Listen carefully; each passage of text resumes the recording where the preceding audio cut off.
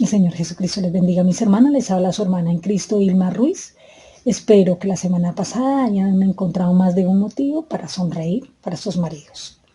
La sección de hoy va muy conectada con la de hace 8 días. Hace 8 días vimos el corazón alegre. Hoy vamos a ver un espíritu agradecido. La mujer sabia crea un ambiente gozoso en su hogar mediante la risa, música y tiempos divertidos. Crea una actitud positiva en sus hijos. Sabe que un hogar alegre alivia el estrés sobre su marido. Vamos a estar leyendo Proverbios 15:15. Todos los días del afligido son difíciles, mas el corazón contento tiene un banquete continuo. A veces conocemos a mujeres que se están quejando constantemente de la pobre condición financiera de su familia. Otras que siempre están contando los sacrificios que tienen que hacer porque el marido no puede sostener decentemente un hogar o una familia. Esa actitud abatida y malagradecida deshonra a Dios. A veces conocemos a mujeres que están en un estado perpetuo de descontento porque tienen que vivir con una alfombra manchada o muebles dañados.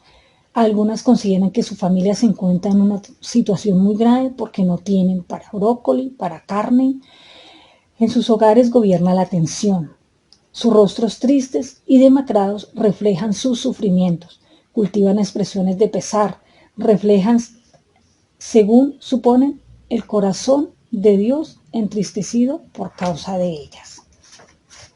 Otras mujeres aprenden a aceptar el mal estado de su entorno físico, diciendo que ellas no viven para lo carnal, que ellas únicamente viven para lo eterno. Así que reservan sus miradas de desaprobación para aquellas ocasiones en las que consideren necesario para recordar a sus maridos la tristeza que les da cuando se sientan frente a un televisor o usen algún videojuego, o participan en diferentes actividades que ellas consideran que son carnales. A veces se actúan justificando que simplemente ellas serían mucho más felices si vivieran en el campo, o si no vivieran con tales o otros vecinos, o que vivieran más cerca de la iglesia, porque si vivieran en un campo, pues no tenían que estar soportando esos hábitos tan pecaminosos que se viven en la ciudad. Otras dicen, si pasáramos más tiempo en un devocional familiar, pues nuestra vida cambiaría. El descontento no es un producto de circunstancias, es una condición del alma. Y el apóstol Pablo en Filipenses 4:11 nos dice, he aprendido a contentarme con cualquiera que sea mi situación. Y en Hebreos 13:5 nos dice que debemos estar contentos con lo que tenéis. En 1 Timoteo 6, del 6 al 8 nos dice que gran ganancia es la piedad acompañada de contentamiento. Miramos, el apóstol Pablo no aprendió a ser feliz con las cosas que él tenía, sino aprendió a ser feliz con cualquiera que fuera su situación. O sea, siempre tenía contentamiento en su corazón. Y ese gozo y ese contentamiento se lo daba el Señor Jesucristo. Para entender un poco acerca más del contentamiento, vamos a estar leyendo una historia. Dice, recientemente visité una casa que no contaba con agua potable ni baño interior. No tenía ninguna de las cosas que nosotros consideramos necesarias en la actualidad, ni lavadora, ni secadora, ni gabinetes en la cocina. Aunque sí tenía una alfombra, un remanente que cubría como la mitad de la pieza con sus orillas deshilachadas y mal cortadas. Sin embargo, esta dulce esposa recién casada tenía una sonrisa de oreja a oreja, mientras contaba cuán agradecida estaba de tener su propia casa. Me contaba incesantemente cómo su marido había hecho esta repisa y aquel lugar para guardar cosas y cómo pensaba construir un gabinete aquí más adelante. Las personas agradecidas tienen una perspectiva de la vida que comienza en lo más recóndito de su ser, y las circunstancias externas simplemente no pueden manchar su gozo. Para ellos la vida es un continuo sueño maravilloso realizado. Toda la vida es una bendición y ellos perciben cómo participan de una fiesta continua. Claro, pero nosotros diremos, es lógica, estaba recién casada, apenas iniciada su vida matrimonial y estaba llena de optimismo y la fuerza de la juventud. Pero podemos aprender de ella una lección. El gozo empieza con la gratitud. Con frecuencia nuestras actitudes siempre están en una balanza. Mediante una decisión consciente podemos inclinar nuestra alma hacia un ánimo negro de quejumbres o hacia una gratitud y una alabanza. Es asombroso aprender en la medida de que tu boca controla tu alma. Puedes sonreír con tu boca y decir, gracias Dios, gracias marido, gracias hijos, y tu espíritu se encamina a una gratitud y el gozo le sigue. Gratitud es una manera de pensar, el gozo es la abundancia que lo produce. Acordémonos, contentamiento es aprender a vivir con lo que tenemos, como nos dice el apóstol Pablo. Él no vivía gozoso por su circunstancia, sino él había aprendido a tener el gozo del Señor. Pero ¿cómo puedo yo practicar ese gozo? ¿Cómo puedo yo ser más agradecida en la vida? La práctica hace al maestro. Aquellas personas que practican las notas de la amargura, practican cada día, lo que hace es que su corazón se incline a la amargura y eso se va a ver en sus rostros reflejados, ¿sí? Y lo van a hacer con tanta fluidez. Entonces, miremos, la práctica hace al maestro. Practicar las manifestaciones de un corazón alegre y agradecido empieza con nuestro despertar. Cuando despertamos, el solo hecho de abrir los ojos y saber que hay vida en nuestro cuerpo, en nuestro ser, es un momento para dar gracias. Al comer, al salir, gracias porque voy a salir, porque tengo la facultad de caminar. Y si llegas, gracias porque fui y hice mi vuelta y llegué con bien. Gracias porque dormí, porque puedo dormir, porque puedo llegar a una cama, a un lecho. Pero muchas dirán, ay, pero yo no tengo esa personalidad tan chispeante, no soy una persona demasiado alegre. ¿Cómo puedo tener el gozo?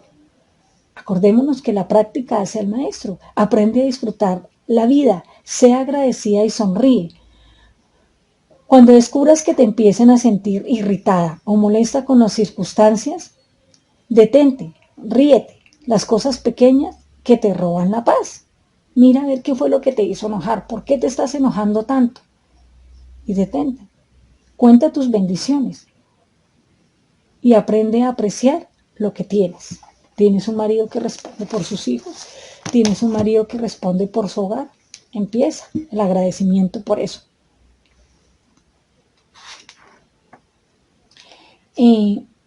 Muchas veces hacemos que nuestra torpeza, ¿sí?, complique más nuestra vida. Entonces, hacemos exigencias de que nos traten de manera justa. Ya sabes, la actitud de tú haces esto y si lo haces bien, entonces yo hago aquello. Y si no lo haces, entonces te aguantas porque yo no voy a hacer lo que te toca a ti. Y así es nuestra actitud. Debemos de mirar que el gozo es el segundo fruto del Espíritu Santo. Si eres una hija de Dios, el gozo será una realidad en su vida. Hagámonos estas preguntas. ¿Dónde empieza el gozo? O más bien, ¿dónde empieza tu gozo? ¿Ha estado insatisfecha con su destino en la vida? ¿Hay ocasiones en las que soy más bien autocompadecida? ¿Expreso gratitud verbalmente todos los días? Las personas que la rodean, sus hermanos, sus amigos, dirían que eres una persona gozosa, agradecida y contenta. ¿Cómo puedo agregar la práctica del gozo y la gratitud a la vida? ¿Está dispuesta a abandonar las quejas contra su esposo por la esperanza de un matrimonio divino? Tratemos con Dios en serio. El libro de Filipenses está lleno de enseñanzas para ayudarnos a aprender a ser mujeres de Dios. En Filipenses 4:6 nos dice, por nada estéis afanosos. O sea, que no debemos preocuparnos y afligirnos porque no todo es perfecto, sino estar contentas con lo que tenemos.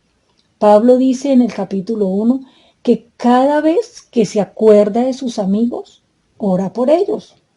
Y en Filipenses, el libro de Filipenses solo tiene 4 pequeños capítulos, ¿sí? Este fin de semana, saquen un tiempito, lean este hermoso libro, ¿sí? En este libro podemos aprender cómo podemos vivir agradecidas y contentas con lo que Dios nos ha dado. Es muy frecuente encontrarnos con mujeres que siempre se están quejando de sus condiciones de vida, o con los hijos que tienen, o con el marido que le tocó, o el sitio donde viven, porque siempre encuentran algo negativo o algo malo en el entorno en que ellas viven. A veces su corazón se llena tanto de amargura que tocar las notas de la amargura y de la dificultad y del descontento y la mala cara les es más fácil que tocar las notas de la alegría, de sonreír. Acordémonos que la práctica hace el maestro. Igual que cuando el pianista está practicando, al momento se le dificulta, pero luego sus dedos se deslizan suavemente y empieza a tocar esas notas que tú dirías, ¿cómo lo hace? La práctica. Practicó esas notas tanto que no necesita ni una mayor concentración ni estar mirando para saber qué nota está tocando. Asimismo, nosotras debemos aprender a tocar esas notas del gozo, de la felicidad, de sonreír y del agradecimiento. ¿Tienes algo por qué agradecerte hoy a Dios?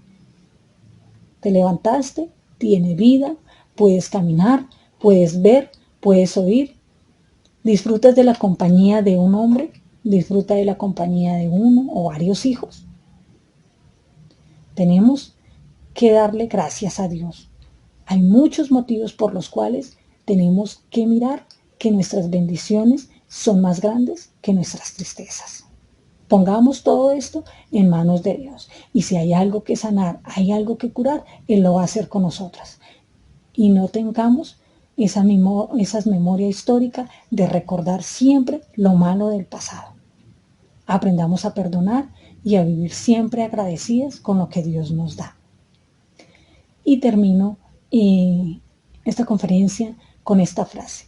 Dar gracias es bueno. Vivir agradecida es mejor.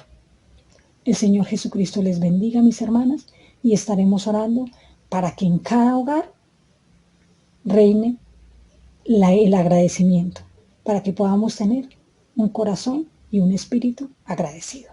Dios les bendiga, mis hermanas.